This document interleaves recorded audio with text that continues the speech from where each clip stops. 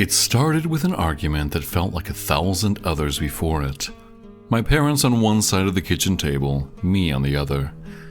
Mom and Dad were talking about investing in my future, how college would open doors I couldn't even imagine yet. But all I could imagine was debt piling up while I studied subjects I didn't care about. I tried to explain it to them, that jobs are disappearing faster than they're being created, that AI is already eating everything that pays even remotely well. Even the bad jobs require degrees now, and by the time you get one, poof, there it goes. But my parents just shook their heads like I was some dramatic teenager. You know how parents are. "You need a plan," Dad said, his voice low and serious. "You can't just drift." I wanted to yell that having no plan was better than planning for something that wouldn't exist by the time I finished. Instead, I bit down hard on my frustration and nodded along until they were done lecturing me. Then came their offer, since they seemed to realize they weren't getting through to me. They would buy me a car if I found honest work. I guess they thought it would prove something, show me responsibility or whatever. But really, all it showed was how little they understood what honest work even meant anymore. The richest people in the world were taking bribes or rug-pulling investors in crypto scams. So maybe that's what honest work was nowadays? So there I was, finally driving the rust bucket they bought me to my minimum wage job at the hardware store. The radio was broken, so I was stuck with the hum of the engine in my own thoughts. It could barely even be considered a real car, more like an old tank that's been through 3 world wars and won none of them. Duct tape held together the bumper, the hood, probably the body panels underneath too if I ever bothered to look.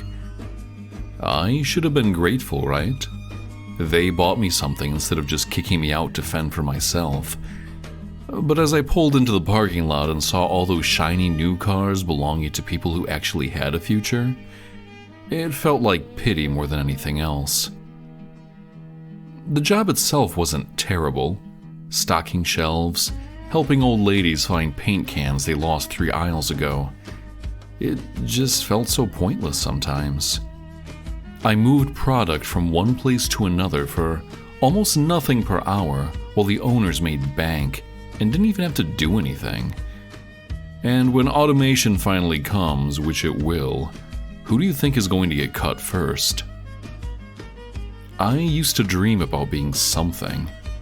An engineer maybe, or even a teacher if that paid enough.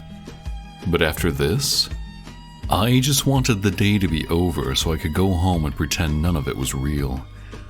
Of course, the duct tape car waited for me in the parking lot, rusting away like everything else around me.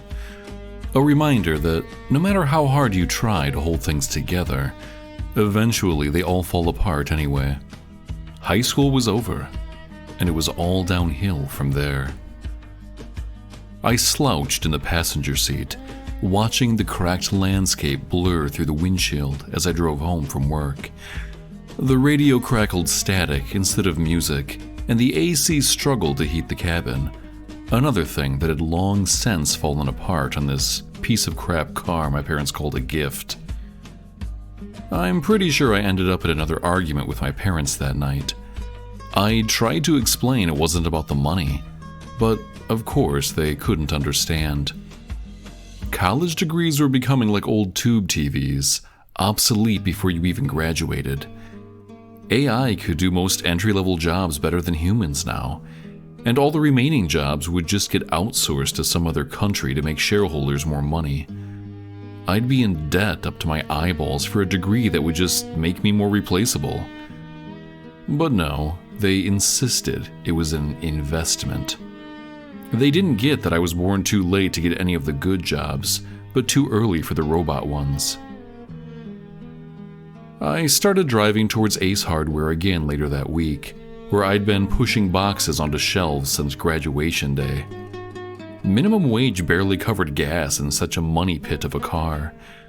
The other guys called it the duct tape express behind my back. And to my face. As if I didn't already know it was a piece of crap. I looked at the clock. 6:50 a.m.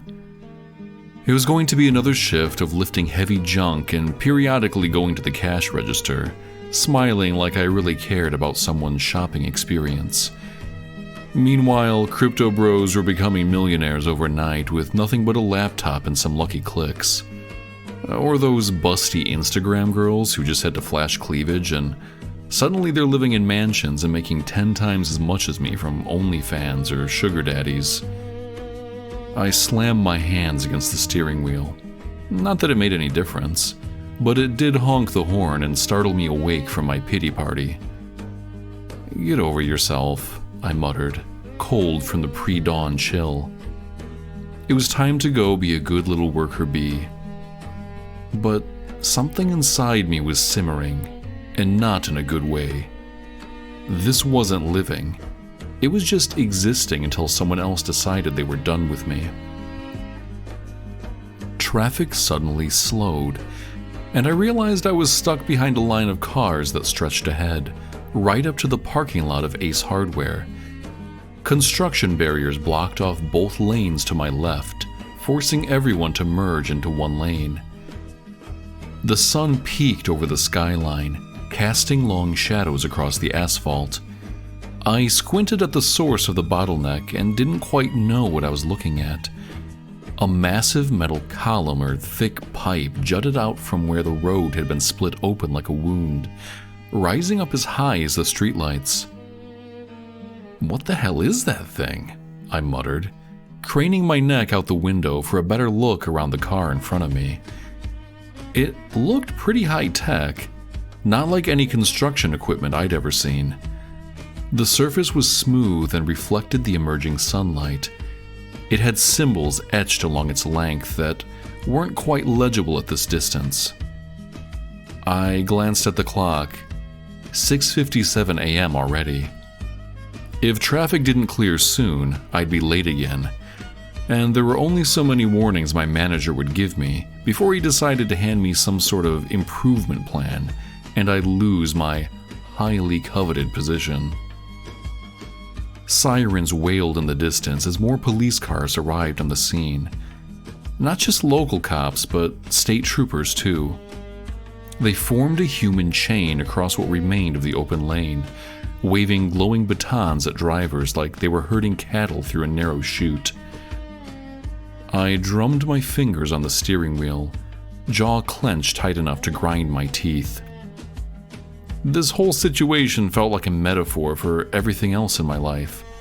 Trapped between forces beyond my control, watching opportunities slip away while I waited for someone else's permission to move forward again. I fiddled vociferously with the radio until it finally caught a signal, static giving way to excited voices from some morning show host who sounded almost gleeful at the chaos that was preventing me from getting to work. "Unidentified object emerging from beneath Interstate 7. Police have no comment on its origin or purpose, but are urging all drivers to find alternate routes immediately." I snorted. Yeah, sure. Like I was about to find another route when I was already stuck in this mess. My phone buzzed with an incoming text. "Mom, you okay? Saw it on the news." Me. Stuck in traffic. Can't see shit but some giant metal dick sticking out of the ground. I winced at my own crassness, then shrugged. She'd understand. "Mom, language. Just be careful and call me when you can, okay? Love you."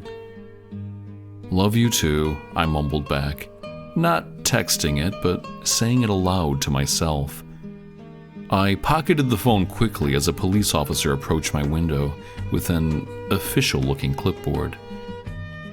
"You work around here?" he asked gruffly, pen poised above a checklist of some kind. His eyes glanced over to the duct tape holding together my bumper, judgment written plainly across his face before he even opened his mouth again. "Because if not..." "I do," I said quickly, hating how defensive it sounded coming out. "Ace Hardware right over in that parking lot." I nodded down at my vest and name badge in order to back up my claim with evidence. He nodded curtly and made some marks on his checklist, presumably writing my license plate number. "All right then, you're through. Keep moving when you can." The officer stepped aside with a wave of his baton. I inched forward another foot, tires crunching over broken asphalt that had been tossed up by whatever force had brought this thing to the surface overnight. A sick feeling churned in my gut as I stared at the strange symbols up close. Some of them looked like foreign characters, reminding me of some mangas I had looked at as a kid. But there were some visual depictions as well. I felt like they were trying to tell me something if I could only understand. I scrolled through the local Discord channel at work, where everyone was obviously talking about the column. The theories people put out were absolutely outlandish, and it was hard to tell if they were serious or just trolling. Xionics. "This is clearly a burial chamber for some ancient tribal chief. The symbols are definitely pre-Columbian." Verdant Blue. "Aliens, man. They've been keeping them underground all along, and this is one of their prisons." Shy Guy 69. "Guys, it's a sewer access point. I work for the city. We have these old chambers everywhere." I paused at that last comment, trying to decide who sounded most credible. The guy claiming to be an employee seemed reasonable enough outside of his Discord tag, but it didn't seem likely to me that a sewer access point would have those symbols on it, unless it was some kind of sophisticated graffiti. I zoomed in on my phone screen, studying the pictures people had snapped as they inched by. Intricate spirals and geometric patterns I'd never seen before. They looked deliberate, like writing of some kind, though nothing remotely familiar to me. There was a face at the bottom framed with cupped hands and what looked like a sun with 3 orbiting bodies. My break was almost over. I sighed and pocketed the device. Whatever that thing actually was, I'm sure I wasn't going to find the answer from other random drivers. There would probably be some official explanation on the news. Being back behind the register usually meant another 3 hours of scanning barcodes and small talk about the weather, but now it was all about that weird column thing. Everyone else seemed obsessed as I was, and it was right past the parking lot after all. "You see what happened over on 7? Mrs. Scanlon asked as she unloaded her basket onto my conveyor belt. Her eyes were sparkling with gossip hunger. I nodded non-committally while ringing up her items. "Yeah, it's within view of the store, you know." "It's just so strange," she continued without waiting. "What do you think it could be?" "Probably some old sewer thing or something," I shrugged, repeating the only non-crazy comment I had read on break. Mrs. Scanlon pursed her lips skeptically. Well, my grandson says online people are saying all sorts of crazy things. Aliens, ancient tombs, government experiments gone wrong." I forced a polite smile, even as my mind raced through those same possibilities again. The woman seemed determined to wring every scrap of speculation from me before leaving with her items. "I'm sure they'll figure it out soon enough," I said finally, when she showed no signs of moving along of her own accord yet. "Probably just some old construction thing that got uncovered by accident." Mrs. Scanlon hummed thoughtfully, but didn't look fully convinced. I could see the gears turning behind those sharp blue eyes as she tried to decide whether my response was honest or evasive. "Well, anyway," she said after a little bit too long for comfort, Just be careful out there yourself. You never know what else might come popping up from underground these days." With that cryptic warning delivered like some kind of prophetic declaration, Mrs. Scanlon finally gathered her bags and shuffled off toward the exit. I exhaled slowly once she was gone, rubbing at my temples where a headache had started to throb steadily since first light this morning, before any giant metal columns or nosy customers complicated things further than they already were. The story eventually started to gain national attention, with experts from various fields flying in to examine the object, which naturally generated a gang of reporters as well. Sometimes I could see them from work, but they were too far away to glean any information, so I watched the news like everyone else. One of the experts that came was Dr. Sima El-Zubi, a renowned linguist and archaeologist specializing in ancient scripts. Definitely more impressive than my title of sales associate. Dr. El-Zubi made a show of examining the symbols etched into the metal column's surface, her eyes narrowing as she studied each intricate design. I imagined how many takes they did before they settled on this one. Apparently, the face symbol intrigued her most. 2 hands cupping cheeks beneath a round sun with 3 distinct lines orbiting it. She traced the lines with gloved fingers before it cut to a standing interview. A hand on either cheek could represent balance, or perhaps a specific cultural practice. Her brow furrowed, looking studious as if she was considering different interpretations. The interviewer spoke off screen. "Any progress on the other symbols, Dr. El-Zubi?" She sighed heavily. Progress is difficult without context or comparative examples. The sun symbol with 3 lines suggests some sort of celestial significance, possibly tracking time, seasons, or even astronomical events. "Like a calendar?" the interviewer asked hopefully. Dr. El-Zubi shook her head. Perhaps, but it's far too simple for that. More likely an abstract representation of something else entirely. She took on a serious expression. What concerns me more is this column itself. Modern metalwork, perfectly smooth exterior, and no visible seams or entry points. The interviewer spoke again from behind the camera. "They've had teams examining it from every angle.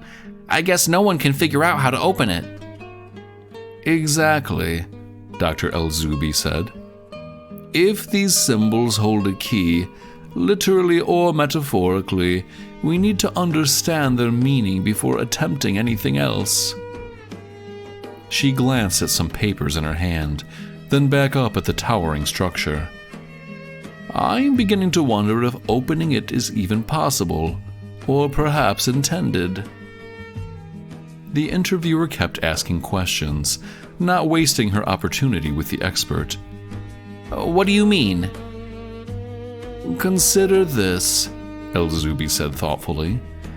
If this symbol represents balance, hands on either cheek, what happens when that balance is disrupted? What happens when something is removed, altered, or forced open against its natural state? She let the question hang in the air, probably pausing at something the interviewer was doing. Maybe, she continues more softly, the real mystery isn't how to get inside. Maybe it's why we found this here at all, and whether disturbing it was ever meant to be an option. I found the questions compelling, or at least more compelling than your average nightly news. But the following city council members immediately started talking about plans to open it or dismantle it to make it easier to move. I wasn't able to finish the coverage since I felt exceptionally tired and fell asleep with the TV still on. Later that week, I watched the scene unfold on O'Mulligan's ancient tube television, my heart pounding in sync with the festive atmosphere of people drinking and gossiping. The crowd around me was buzzing with excitement, some nervous, others giddy at the prospect of easy money. People had been taking bets as soon as a date was set for the capsule to be opened, and my own family was no exception. My Uncle Mike leaned over, his eyes wide and manic. "This is it, man. We're about to be rich." Unfortunately, I wasn't quite old enough to drink, so I was stuck at O'Mulligan's as Mike's designated driver. I forced a smile, trying not to show my unease. Something felt off about this whole thing, and even though I was curious about what was inside, I didn't have any money on it. The camera zoomed in on the column as workers in hard hats approached cautiously. They had already drilled holes along its surface, creating weak points where the metal finally yielded under hydraulic pressure. With a weak groan of protest, one side began to shift, revealing nothing. Well, not literally nothing. Gray dust billowed out like smoke from an extinguished fire, coating everything within reach in a fine ashen layer. The crowd at O'Mulligan's collectively stopped talking before erupting into chaos. "Dust! It's just fucking dust!"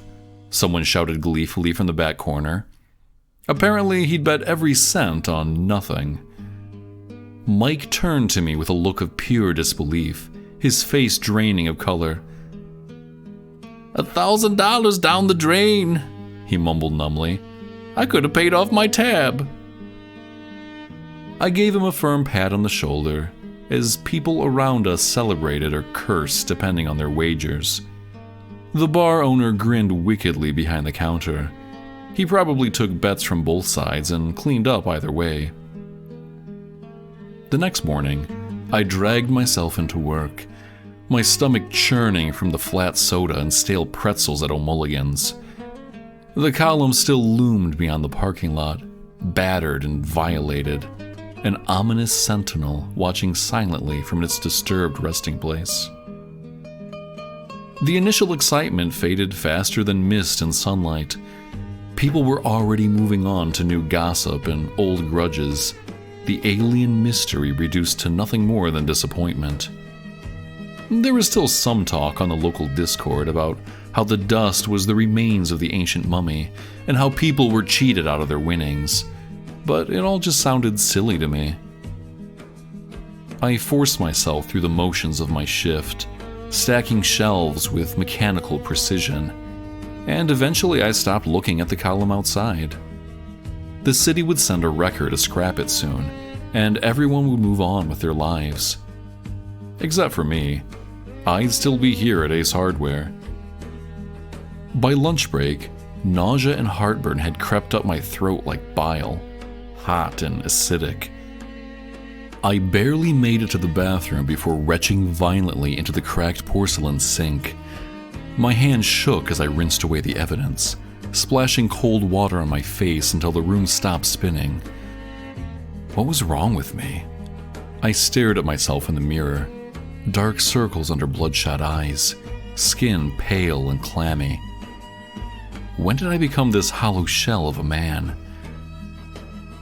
But as I drove past the ruined monolith on my way home, something shifted in the air around me, like a breath held too long finally released, or maybe just the wind changing direction.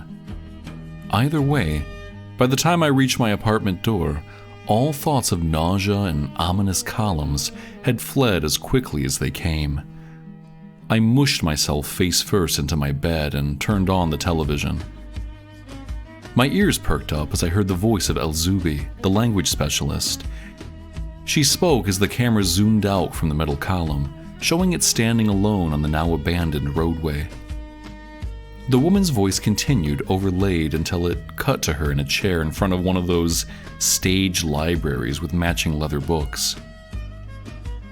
"The implications are staggering," she said quietly into the camera. "Taken literally, The full message reads as follows.